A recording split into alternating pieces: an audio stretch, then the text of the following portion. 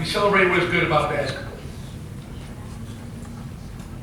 He, on one night, brings us together to this gathering to provide historical context to our game as it evolves. This last award, the Barry Kramer Award, I think does that maybe more than anything else. Barry Kramer. I grew up in Rockland County, and it's down by the city if you don't know that. At a time when there was no cell phones, no ESPN, no internet. And as an aspiring basketball player, as I was growing up, I got my information from those preseason publications that you get and from the newspaper every day in the accounts of games. On WOR Channel 9, there would be the ECAC Game of the Week. And more often than not, they would try to get NYU on that game because of the prestige and the national notoriety that Barry Kramer brought to that institution. I watched so often that I can tell you the starting lineup off the top of my head. Patton, Fish, Bennett, Kramer, and Happy Hairston. Stan McKenzie was the sixth man who went on to play in the NBA later, and Richie Dyer was the seventh man who later became my JV high school basketball coach. And he had the unpleasant task of guarding Barry every day in practice. Later on in my career, and certainly very late at Barry's, I got a chance to play against him and a couple times to play with him. If you remember, he did the color broadcasts of the Siena basketball games back when Siena didn't enjoy the notoriety it did, and as we were growing and evolving. You get into the Capital District, and Barry Kramer's name is synonymous with basketball excellence. I'm honored to have received this award. I've also, for the third time tonight now, been able to hand it out. First to Coach Welsh, my former coach, to Mark Brown, my former player, and tonight to Gina. Gina Castelli. Oh no, it's already said by her. I had the opportunity to work with Gina at Siena after she came in as an assistant, and then when Jim left from Marquette University, Gina took over the program. When I think of her, I said, I think, never mistake kindness for weakness. She possessed a competitive strength, but always tempered it with complete emotional control, much like myself.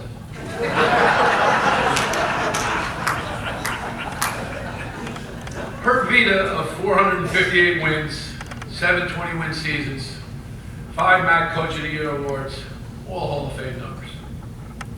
Her turnaround of the Moyne basketball program, unprecedented.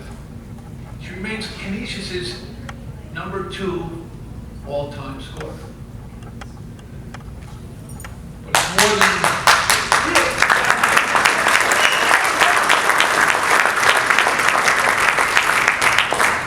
But it's more than the numbers we celebrate here.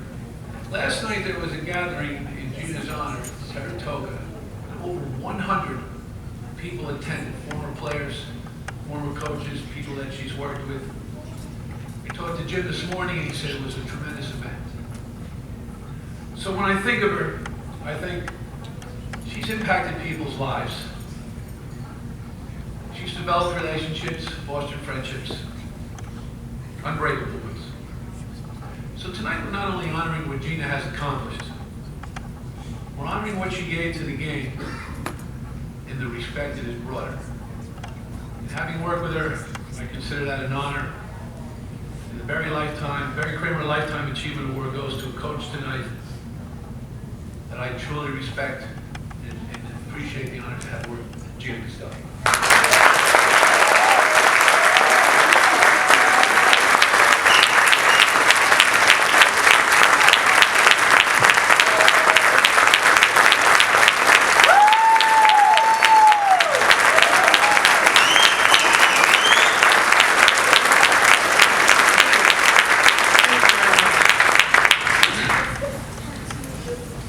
First of all, Mike, thank you. I love the purple tie, UAlbany. Did you well. It's just really great to be back in the Capital District. thank you so much, Rene, for giving me this honor tonight and being a part of such a great class. Love you, Rich Hurley, and the Blow family. And, you know, there's just so many people here. When I look around, like, wow, you know, it's just wonderful to be a part of this. So thank you. I'm very, very humbled. And I'm also extremely grateful for the Barry Kramer Award. I'm not sure I fall in line with a Lifetime Achievement Award. I really do think my mom deserves that more. But nonetheless, I know Barry Kramer is a special man, and I truly appreciate the distinct recognition. I want to thank all the people from the I-90, from Canisius, Moyne, Siena, UAlbany for being here today. Every one of you that took a special ride out and stayed here and to listen really means a lot to me. My mom's here today. I love you, Mom, for being here. My siblings, Lucy, Nancy, Sandy, and my brother-in-law, Joe, and some really good friends here and some former players. I can't thank you enough for being here. To the Harkins family, they've been my biggest fans for many, many years, and as we all know, this is a tough job, and I can't thank them enough for being a part of my life. And of course to my wife and my beautiful partner, Heidi, a Capital District Hall of Famer herself. I absolutely love you, Heidi, and we know that it's a roller coaster ride as a coach, and I'm so grateful for you to share the seat next to me all my life, and really it's all my coaching career, and thank you so much.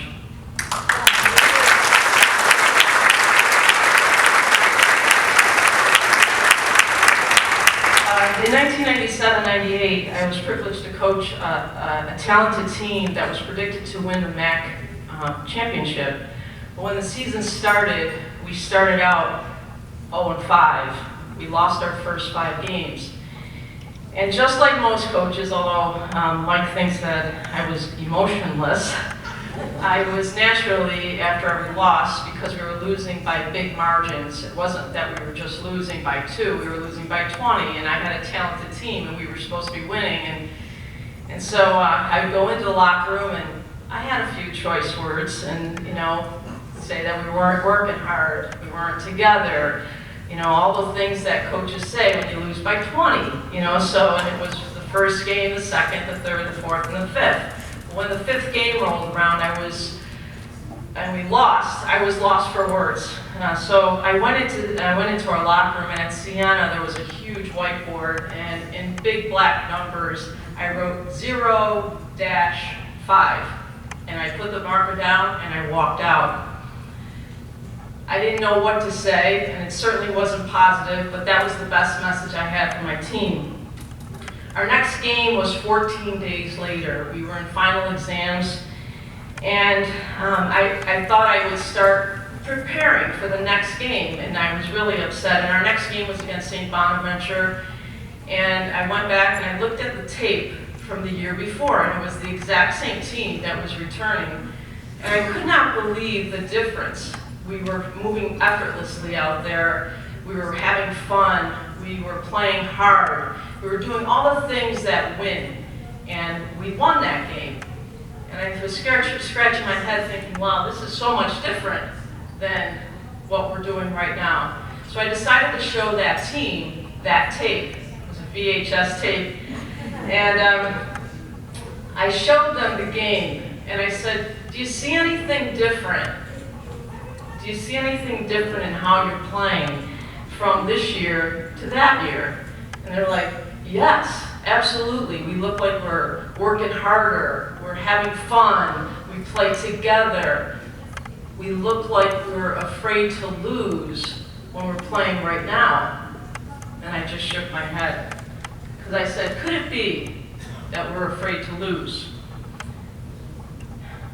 At the next practice, as we walked, not the next practice, the next game, when we played St. Bonaventure, I walked into the locker room. And I'm a very detailed person, so anybody that knows me knows that I would go into the locker room and I'd write down all the players, what we would do, you know, how we would play them, offensive keys, defensive keys. This time, though, I walked into the locker room with nothing on the board. And I said to the team, look we're going to go into this game for the love of the game, for the love of each other, and we're just gonna go out and give it our all. And we won. And when I walked into the locker room, on the board, a player wrote 1-5 in big black letters. Our next game was a tournament at Virginia Tech. And as you know, Virginia Tech is a much higher league than the MAC. So, you know, we were traveling in December, and Virginia Tech is in a really tough area to fly into in Blacksburg, and we got into some really bad travel there. We didn't get in until 3 a.m. We drove vans. You know, after we flew in, we would drive vans, and our van got hit by a car. So literally, I was thinking, this is very, very bleak. We're not going to win. But I went in, very next day we played, and I said the same thing. We're going to go out there, we're going to play for the love of the sport, for the love of each other, and we're going to go out and give it our all. And we won the first game of the tournament. Go into the locker room, 2-5. The next game we played Virginia Tech. We shouldn't be winning this game, and we won. And this message was the same. And when I went into the locker room, on the board, 3-5. The next game, same exact message, and we won. And in the locker room, 4-5. The next game, we won. And on the board, a player wrote 5-5. The next game, we won. 6-5. The next game, we won. The next game, we won. 8-5. The next game, we won. The next game, we won. 10-5. The next game, we won. The next game, we won. 12-5. The next game, we won.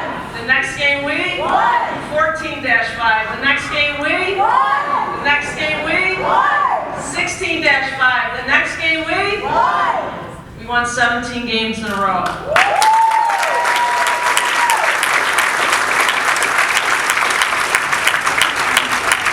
Finished the regular season as champs. Now when I think of my coaching career, I don't think of it as the wins in front of the dash, nor do I think of it as the losses behind it. I think of the in-between, the actual dash, and everything I learned from it. That team really did teach me so many great lessons in life that were always continuously reinforced by every team I coached. Fear and anxiety really do paralyze us to the point where our feet stop moving. But when we can find our real purpose in life and do what we love, we move effortlessly in the world. Doing things with love empowers us, and it gives us the courage to make changes, have the faith, and to have the faith in life. God really has blessed me. I have been fortunate to do what I love all my life. Because of that, I have been able to face my fears. I have been able to have the courage to make changes in my life and have the faith to stay the course. And mostly, there's nothing I learn more than the value of a team.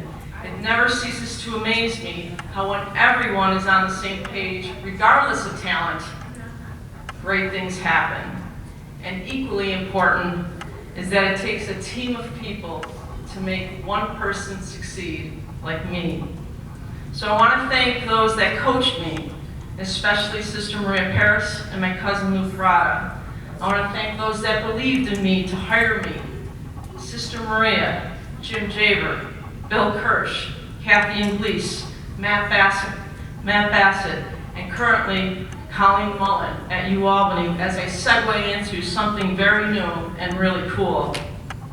And to everyone at Siena College and Moyne College, every support staff, every men's basketball coach that sat with me to talk hoop and strategy, and all administrators like John D'Argenio, Joyce Eggleston, Matt Bassett, Tim Fenton, Bob Beretta, you changed my life forever. To those that battled with me in the trenches, to my assistant coaches, thank you. You worked hard for me, and I especially want to thank Andrew Woodbury and Brian Urbino, because I was a very young coach when I started, and they were true mentors to me. And mostly to every single player that played for me and bought into my vision. It taught me that the great lessons that I learned tonight. I love you, and thank you very much.